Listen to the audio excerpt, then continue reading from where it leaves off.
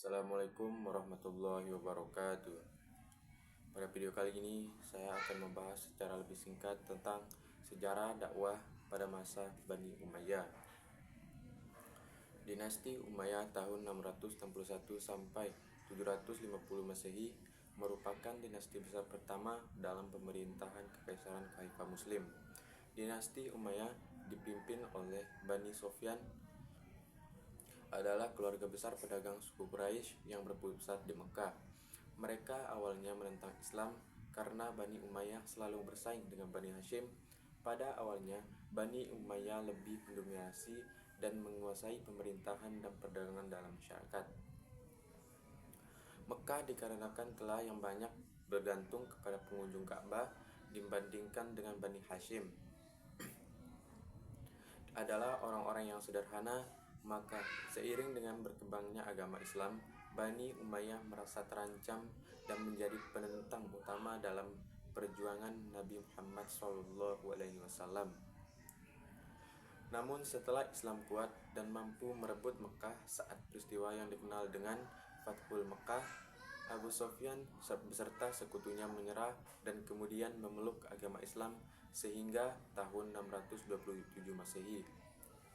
Awalnya berperannya Bani Umayyah dalam sejarah Islam adalah menjadi administrator terkemuka pada masa pemimpin Nabi Muhammad SAW dan episode pemerintahan berikutnya. Daulat Bani Umayyah mengambil Damaskus sebagai ibu kota negara dan sekaligus sebagai pusat kegiatan dakwah. Karena itu, wilayah Asia Kecil menjadi sangat penting, sebab apabila wilayah ini dibiarkan begitu saja, sama halnya dengan memberi peluang kerajaan Romawi Timur memperkuat dirinya. Dan ini memberi kesempatan kepada mereka untuk memukul jantung dakwah Islamiyah. Perluasan wilayah dakwah di wilayah ini merupakan tindak lanjut penyempurnaan dari masa Khulafaur Rasyidin, sehingga kota Kairawan berhasil dijadikan pusat kegiatan dakwah dan selanjutnya menjadi tempat pengembangan dan penempatan tenaga untuk persiapan ke Andalusia. Wilayah Afrika Utara ini menjadi sangat kuat setelah bangsa Barbari yang dikenal setia dan gagah berani itu memeluk agama Islam. Putra-putra bangsa Barbari inilah yang berjasa besar karena telah berhasil melintasi selat sempit yang sangat strategis dalam membekukan jalan dakwah dalam melanjutkan misinya ke sebagian wilayah Italia dan melintasi pegunungan Pyrenea menuju Prancis. Melebarnya dakwah Islamiyah melalui wilayah timur ini, yaitu ke daerah-daerah seberang sungai atau negeri-negeri yang terletak antara Sungai Jihun atau Amudarya dan Sungai Sihun atau Shidarya, dan daerah-daerah Sind atau Indus. Maka terbukalah baginya jalan menuju Asia Tenggara dan ke timur jauh.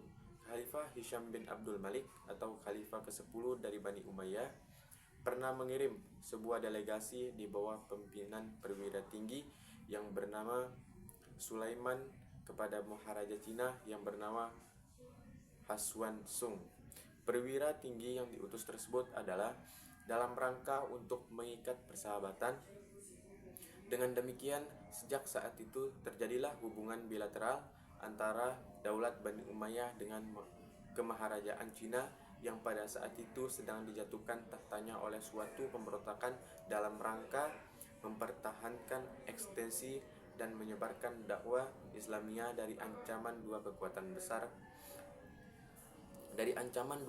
besar dunia saat itu, Romawi Timur dan Persia. Daulat Bani Umayyah mengambil langkah strategis untuk memperluas wilayah dakwah ke berbagai penjuru dunia. Perluasan ini dilakukan secara sistematis ke tiga wilayah utama, Asia Kecil, Afrika Utara, dan wilayah Timur. Mungkin itu saja penjelasan singkat dari saya, lebih kurangnya mohon maaf. Wabillahi taufiq wa hidayah. Wassalamualaikum warahmatullahi wabarakatuh.